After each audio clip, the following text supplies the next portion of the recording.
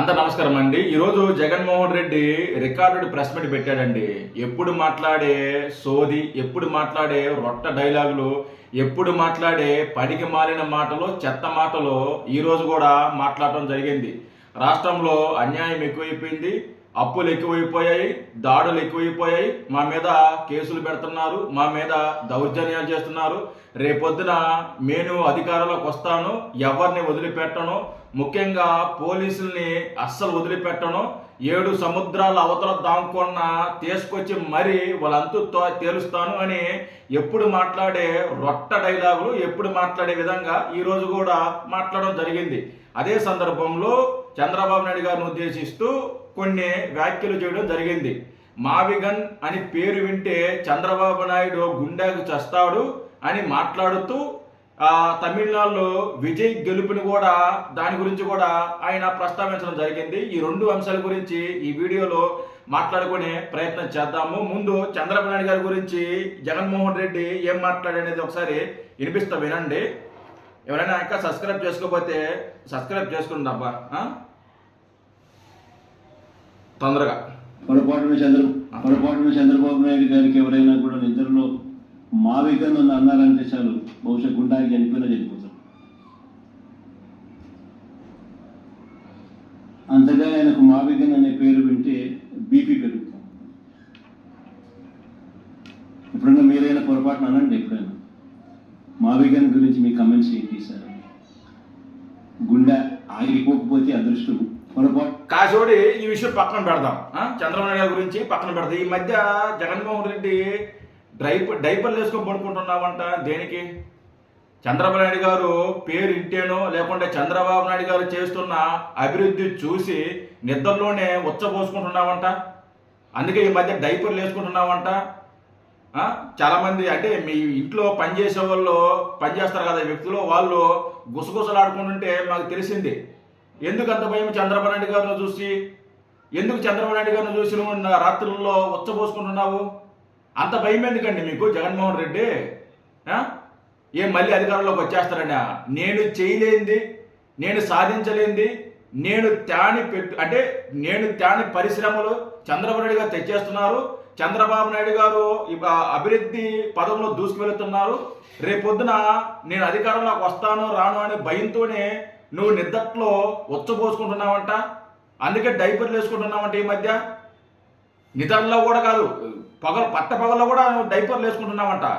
డైపర్లు వేసుకునే తిరుగుతున్నావంట. నీ ప్యాంట్లు ఉతకలేక పాపం వాళ్ళు ఆ ఉచ్చ గబ్బుతో చాలా బాధపడుతున్నారు. ఎందుకు జగన్మోహన్ రెడ్డి మీకు అంత భయం? చంద్రబాబు నాయుడు గారిని చూసి, కూటమి ప్రభుత్వం చూసి? మీరు పులి కదా, పులివెందుల సింహం కదా, మీరు భయపడతారా? మీకు భయం ఉంటుందా?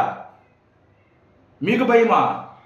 ఎందుకు ఇలాంటి లేకి మాటలు మాట్లాడమంటే మేము కూడా మాట్లాడుతాం జగన్మోహన్ రెడ్డి.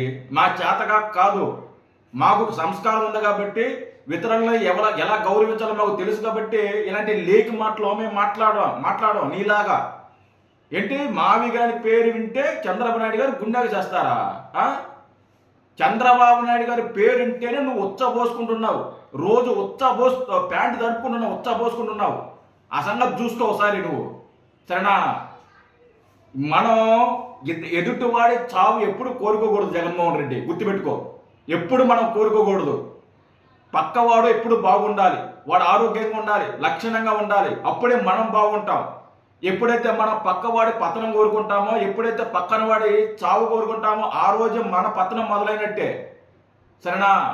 ఇలాంటి లేకి మాటల్లో, లేకి వ్యవహారంలో మాట్లాడొద్దు జగన్మోహన్ రెడ్డి, గుర్తుపెట్టుకో.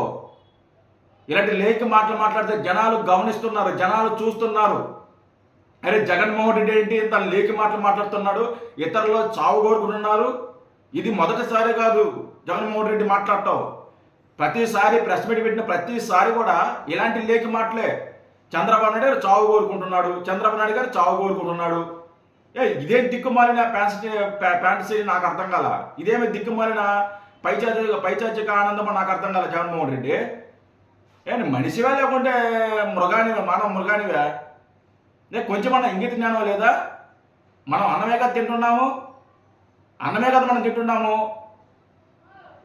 సిగ్గు శరం ఉందా మాట్లాడడానికి జగన్మోహన్ రెడ్డి నీకు? సిగ్గుందా నీకు అసలు? నాకు అర్థం కదా అడుగుతున్నా. కొద్దిగంటే కొద్దిగా కాదు.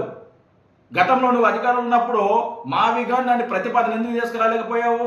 నువ్వు పీకేదేదో, నువ్వు ముడేసేదేదో, ముడేసేదేదో అప్పుడే పీకి ముడేయచ్చు కదా. ఎందుకు తీసుకురాలేదు? 3 రాజధానులు అని చెప్పేసి 3 మొక్కలు ఆడుకున్నావు. లేదు మేము వైజాగ్ రాజధానిని మేము గెలిస్తే విశాఖపట్నం నుంచే పరిపాలిస్తామని చెప్పి మాట మార్చావు.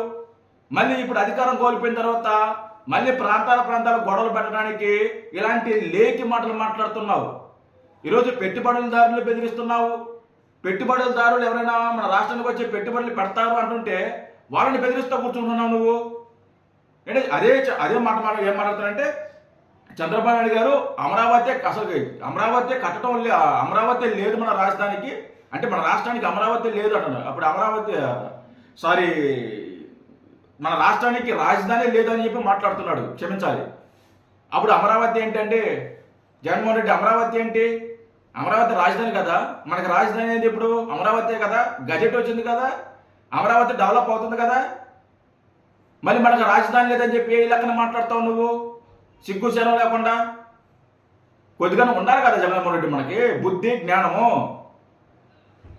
ఇడిచేసిన ఊరికి పెద్దదన్నట్టు, సామెత అన్నట్టు అలా తయారయ్యావు నువ్వు జగన్మోహన్ రెడ్డి.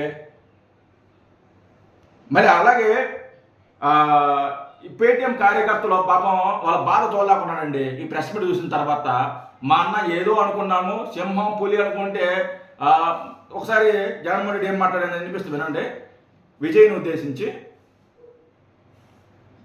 సార్, తమిళనాడు ఎన్నికల్లో మొన్న విజయ్ మీ ఫోటో పెట్టుకుని ఎన్నికల ప్రచారం చేశారు.